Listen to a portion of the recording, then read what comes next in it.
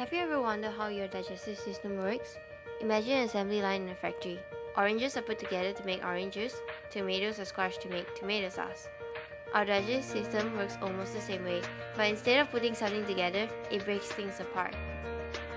Once you chew and swallow your food, it takes off on a trip through the whole digestive system. It goes through your esophagus, stomach, small and large intestines, liver, gallbladder, and pancreas. In this whole process, your body will absorb all the important nutrients it requires in the body. It can take hours or even days for the food to come, even before you eat.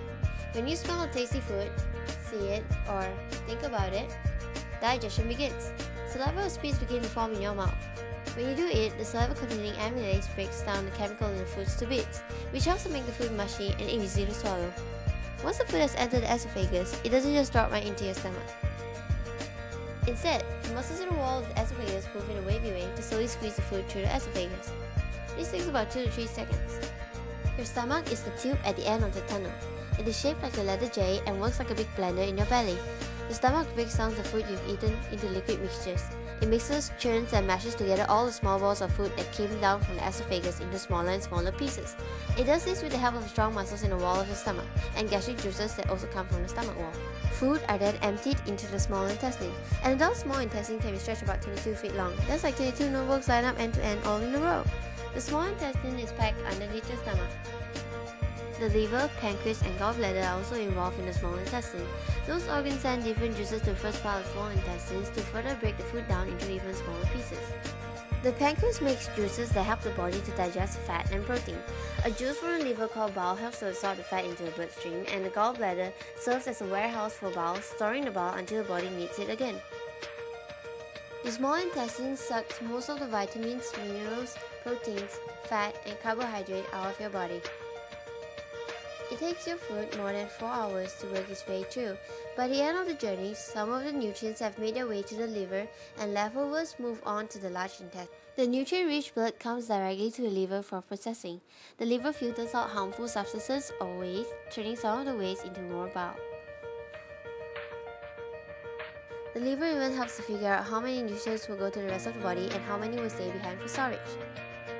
The liver stores certain vitamins and sugars in the body to use as energy. The large intestine is the last stop on the digestive tract. This organ takes all the stuff that your body can't use and flushes it out.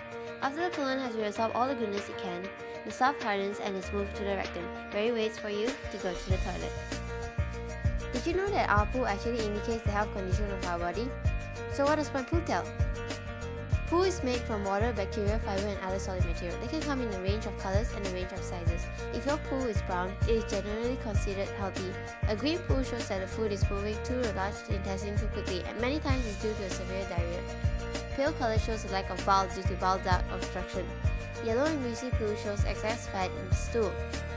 Dark poo could be caused by internal bleeding in the stomach. And lastly, a red poo caused by bleeding in the intestines. Poo comes in various sizes. The Bristol stool chart shows that the most common stool comes in 7 different types. Separate hot lumps and sausage lump stools indicates constipation. Stools that are sausage-like, such as type 3 and type 4 stools, are the most preferred stools because they are the easiest to pass. Type 5 or 6 kind of stools have mushy and blobby texture. These stools are symptomatic diarrhea stools. A person is most likely having an intestinal upset to have this kind of stools that are watery are type 7 stools. They may be a sign of cholera or other illness. We can help our digestive system stay healthy by drinking lots of water and eating a healthy diet that includes foods that are rich in fiber. Remember, good healthy food makes a good healthy food.